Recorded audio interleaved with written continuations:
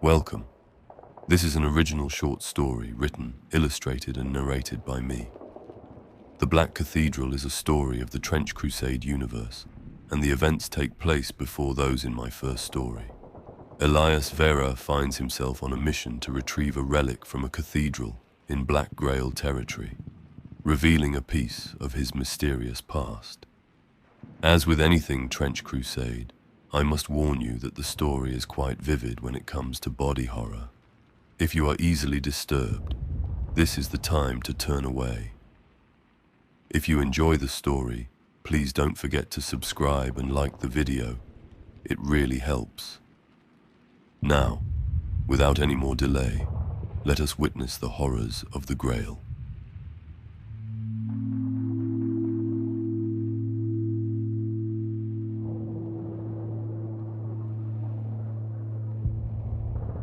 The trench line stank of chlorine and gangrene. Lieutenant Elias Vera pressed his back against the splintered duckboards, the wood groaning under his weight, and adjusted his gas mask. The rubber straps bit into his jaw, sealing him in a cocoon of his own sour breath. Through the periscope's cracked lens, the Black Cathedral loomed, a tumor of jagged spires and weeping stone, its silhouette blurred by the haze of no man's land. Mortis moths swarmed its heights, their wings glinting like shards of broken glass. "You're certain about this, Captain?" Captain Rennick stood behind him, a spectre in immaculate field grey. His gloves were untouched by the mud clotting every other surface, his boots polished to a spiteful shine. He didn't blink. Orders from the Synod. The relics in the crypts. Retrieve it, or the heretics will. Elias lowered the periscope. The glass left a smudge of grease on his glove.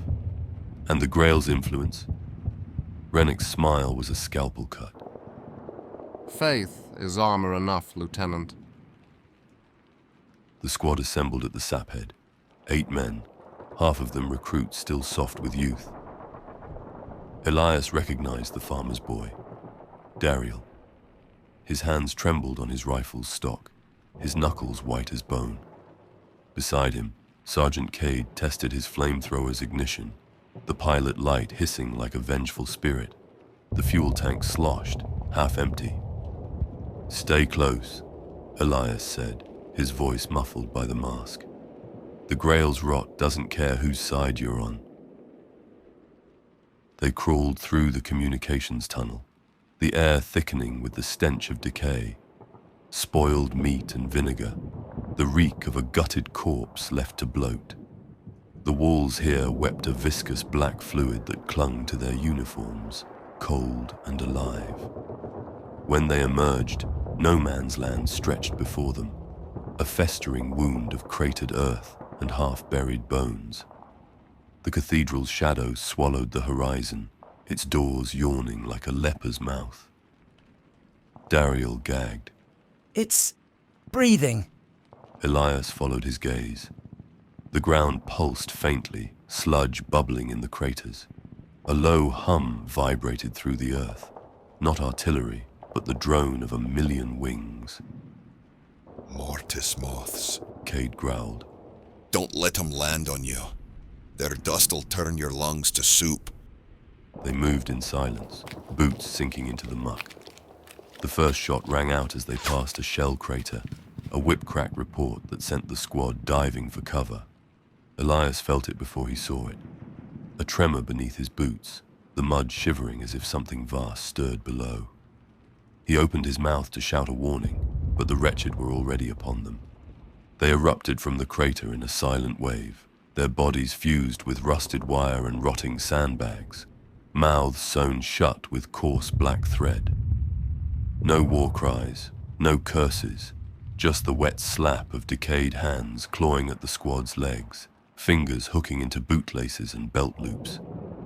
Their eyes were gone, sockets packed with writhing beetles.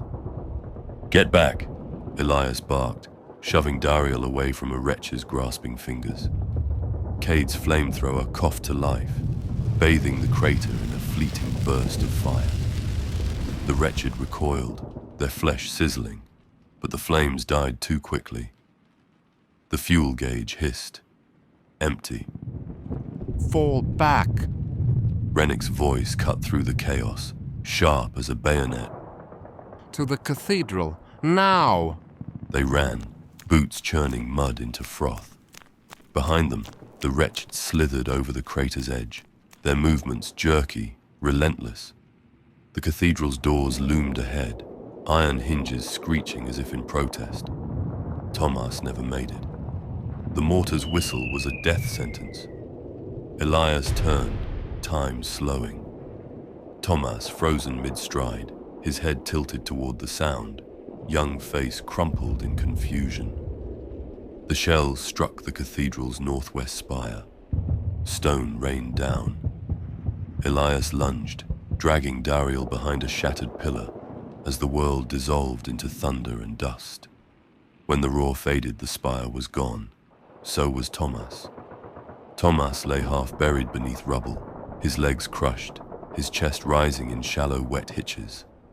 Blood pooled around him, black and thick as printer's ink.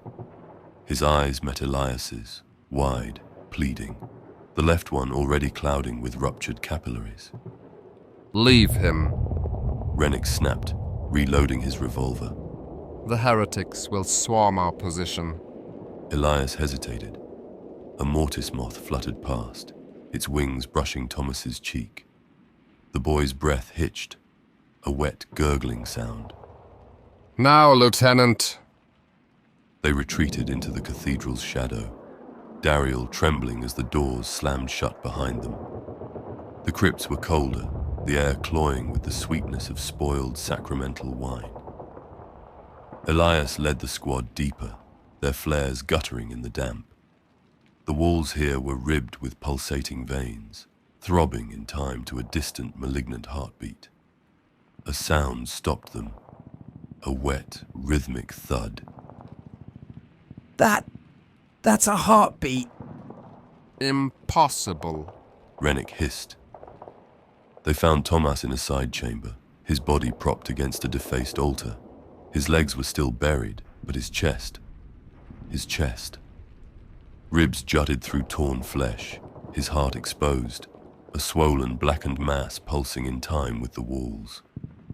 Mortis moths clustered around it, their wings dusting the organ with iridescent powder.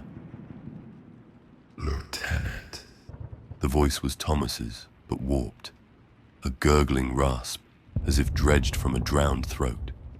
His head lolled toward them, eyes milky and unseeing. She says you shouldn't have left me. Cade raised his pistol. Wait, Elias began. The shot rang out. Thomas's heart burst, spraying the altar with black ichor. The moths scattered, their hum fading into the crypt's depths. Disgusting. Rennick muttered, crossing himself. Elias said nothing. The boy's final words coiled in his gut like a parasite. The crypts swallowed them whole, their throats clogged with the stench of rancid sacramental wine and wet rot. Elias descended first, his flare hissing in the damp air, its jaundiced light licking the walls. The stairs wept a gelatinous fluid, clinging to their boots like the mucus of some primordial beast. Each step squelched, the sound echoing into the abyss below. The walls pulsed faintly, ribbed with swollen veins that throbbed arrhythmically, a sound that was as tangible as it was audible. Dariel trailed close behind, his breaths shallow and rapid through his mask. It's alive down here. Eyes forward, Elias muttered, though his own gaze flickered to the veins. They twitched, as if tracking their movement. The first chamber was a charnel cathedral. Skeletons clad in moth-eaten New Antioch uniforms hung from rusted chains, their skulls tilted in silent accusation. A rusted iron door barred their path, its surface etched with a fly-winged sigil, the grooves weeping black fluid that pooled at its base. The hum of mortis moths seeped through the cracks. Blast it. Rennick ordered, his gloves still pristine, his voice brittle. Cade stepped forward, priming a demolition charge.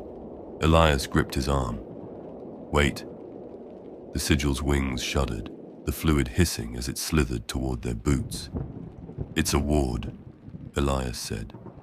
Breach it, and we wake whatever's on the other side. Rennick's lip curled. Superstition.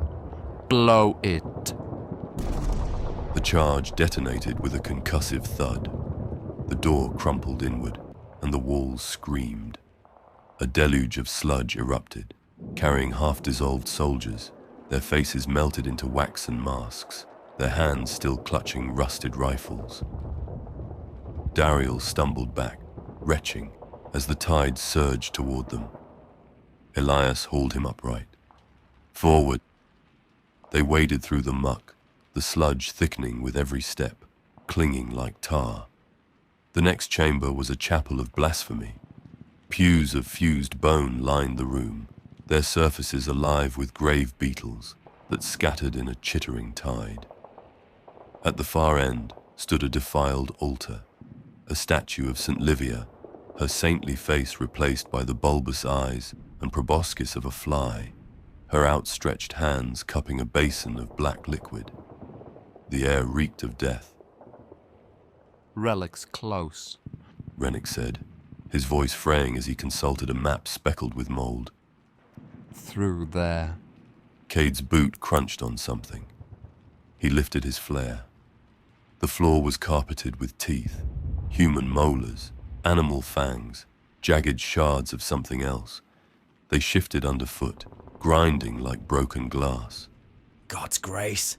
Dariel whispered, his voice cracking. Eyes ahead, Elias repeated, though his own throat tightened. A sound froze them, a low, wet chanting, syllables slopping together like offal in a bucket. From the shadows, figures emerged. Not wretched, not heretics. New Antioch soldiers, or what remained of them. Their bodies were intact, uniforms tattered but recognizable. Their faces, though, gone.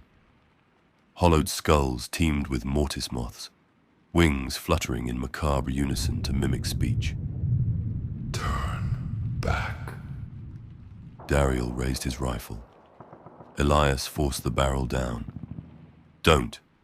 They're already dead. The moth-riddled corpses shambled closer, their movements jerky, their voices harmonizing into a dirge.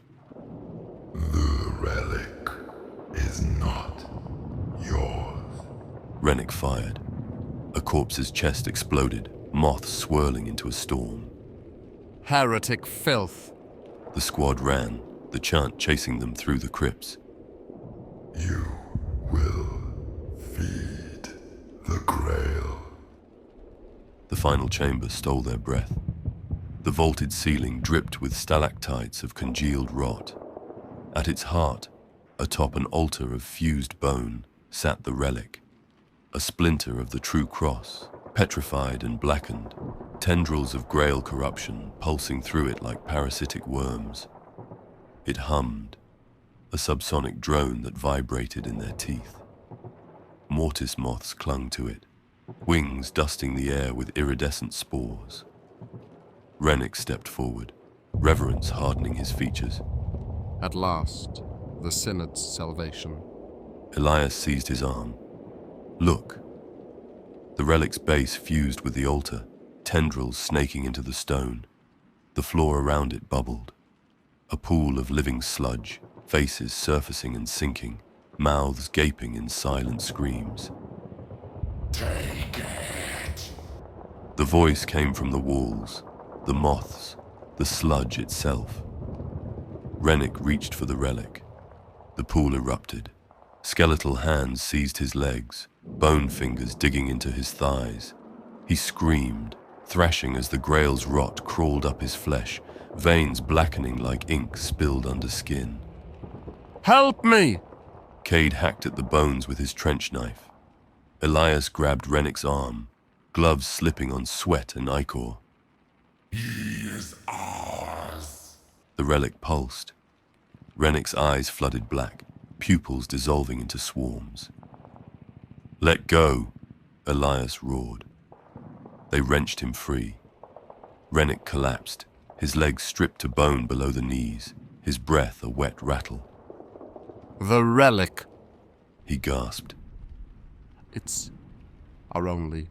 Cade raised his pistol. He's done. Elias nodded. The shot echoed. The squad stood over the relic, its hum now a shriek. Dariel gagged, black blood trickling from his nostrils. "We can't take it," Elias said. "It's part of the Grail now." Cade lit a demolition charge. Then we bury it. The walls split, bleeding thick, clotted ichor. A malignant laughter coiled around them, honeyed and venomous. Burn it, and the Grail burns with you. Elias took the charge. "Fall back, now!" They fled as the fuse hissed. Elias dragged Dariel through the collapsing crypts, Cade covering their rear with his empty flamethrower. The cathedral groaned above them, spires buckling, mortis moths fleeing in a storm of wings. They burst into the nave as the roof caved in, daylight spearing through the haze. Behind them, the relic's shriek peaked, then silenced. Dariel collapsed, clawing at his mask. His face beneath was fissured, black veins spiderwebbing his skin. Grail rot. Cade raised his pistol. Elias turned away. The shot was a mercy. The cathedral exhaled its death rattle behind them, its spires collapsing inward like a ribcage surrendering to gravity. Elias stumbled through the breach in the shattered wall, his boots sinking into mud that was too warm, too thick, like the flesh of a dying animal. The air tasted different now, less like the cloying sweetness of decay, and more like the acrid sting of burning promethium. The Black Grail's grip was loosening. Cade limped beside him, his flamethrower's fuel tank dented and empty. The sergeant's face was a mask of dried blood and soot, his eyes two chips of flint in the ashen light. He spat a wad of black phlegm onto the broken ground. You feel that? The rot's thinning. Elias didn't answer. His ribs ached where Rennick had clawed at him in those final moments, his fingers like hooks, his voice a wet snarl of desperation. The captain's scream still echoed in his skull, a dissonant hymn beneath the fading hum of the relic's corruption. They moved in silence through the corpse-littered waste, past shell craters filled with stagnant water that reflected the bruised sky. The mortis moths were gone, their swarm dispersed, their wings no longer whispering against the men's gas masks. The absence of their drone was unsettling, like the quiet after a gunshot, waiting for the next. The trench line emerged from the haze, a scar of sandbags and barbed wire.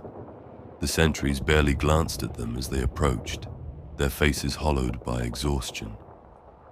Word traveled fast in this war, faster than men. "Synod's here," muttered a trench rat with a missing ear, jerking his chin toward the command bunker. The steel door stood ajar, a sliver of lamplight cutting through the gloom. "Been asking for you." Elias wiped his gloves on his coat, the leather stiff with dried filth. He could already hear the murmurs, the whispers slithering through the ranks like rats in the walls. They failed. They disobeyed. They let the captain die. Cade shifted beside him, his jaw tight. They won't care that it worked? Elias adjusted his sling rifle, the weight familiar, the barrel cold. "No," he said. "They won't." The bunker's interior was a haze of incense and gun oil, the air thick enough to choke on. 3 figures waited in the dim light, their silhouettes sharp against the map-strewn table. A synod observer, its oculus helm reflecting the flicker of a single candle. A new Antioch commissar, his ledger fat with red-stained pages, and a church legate, her face hidden beneath a veil. No words were spoken. The observer tilted its helmet, lenses whirring as it studied Elias. The legate slid a dossier across the table, Rennick's mission brief, stamped failure in blood-red wax. The commissar's quill scratched verdicts into vellum, the nib tearing the page. Elias attempted to break the silence. The observer raised a hand. A bell tolled, deep in the trenches. The legate stood, her veil billowing as she pressed a seal to Elias's forehead, a burning brand of the sepulchre's crossed shovels. The commissar tore the verdict from his ledger and let it fall to the floor. Penance, immediate transfer, no appeal. The sepulchre front, a place where the earth screamed and the trenches were dug through catacombs, where the dead outnumbered the living tenfold, and the heretics came in waves, their voices singing twisted hymns in the dark. Elias almost laughed. They had broken the Grail's hold, saved the sector from festering damnation, and for that, they would die in the dark, forgotten, their names struck from the rolls. The transport rattled through the night, its iron wheels shrieking against rusted tracks. Elias sat with his back to the corroded hull, the vibrations crawling up his spine like insect legs. Across from him, Cade slept fitfully, his head lolling with each lurch of the carriage. The others, those few who'd survived the tribunal, huddled in silence, their faces hollow in the greasy lamplight. Through the barred window slit, the landscape bled past in smudges of shadow. The further they traveled from the front, the more the land itself seemed to recoil. Trees stood skeletal, their branches clawing at a sky the color of a fresh bruise. Streams ran thick with ash, their currents sluggish, as if the water itself was exhausted. A hand shook Elias awake. He hadn't realized he'd dozed off. End of the line. Growled the provost, his breath reeking of cheap sacramental wine. The man's uniform was frayed at the cuffs, his insignia tarnished. Even the enforcers sent to guard the condemned looked half dead here. Elias stepped down into a graveyard of mud and shattered bone. The air stank of opened tombs and spent cordite. Around him, men moved like ghosts, their eyes sunken, their uniforms crusted with layers of filth that would never wash out. The trench walls gleamed wetly in the torchlight, the soil packed tight with femurs and skulls. "Welcome to the 9th Circle," muttered a passing sapper, his teeth blackened by powder burns.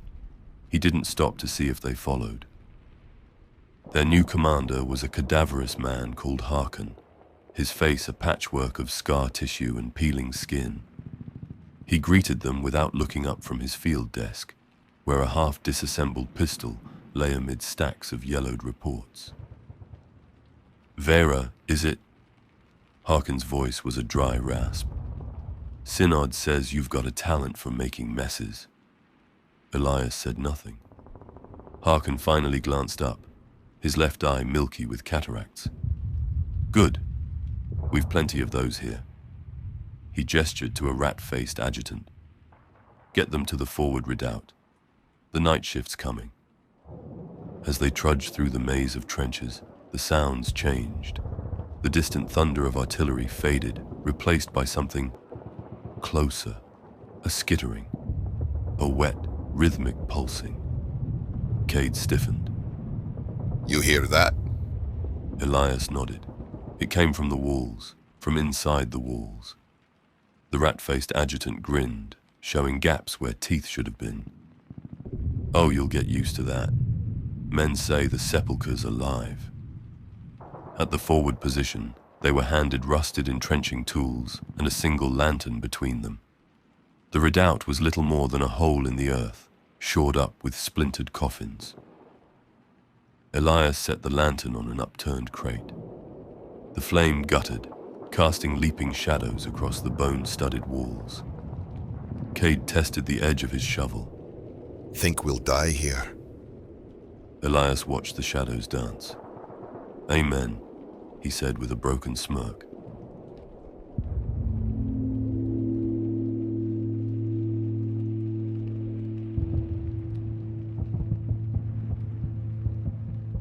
If you are still listening, thank you. That was the Black Cathedral, my second Trench Crusade story. I sincerely hope that you are enjoying these stories as much as I enjoy writing them. It's really invigorating to think about what the ground level in the Trench Crusade universe looks like. If you did enjoy the video, please don't forget to like, subscribe, and comment your thoughts below. I make sure to read all your comments, so your feedback and suggestions are appreciated. You can also support me through Ko-fi, where you can purchase some of my art or become a channel member directly on YouTube. Don't forget that I also have a free newsletter that you can subscribe to using the link in the description. The first newsletter will arrive soon, and I have added even more gifts to make up for the delays. Thank you again, and I wish you a good day or a good night.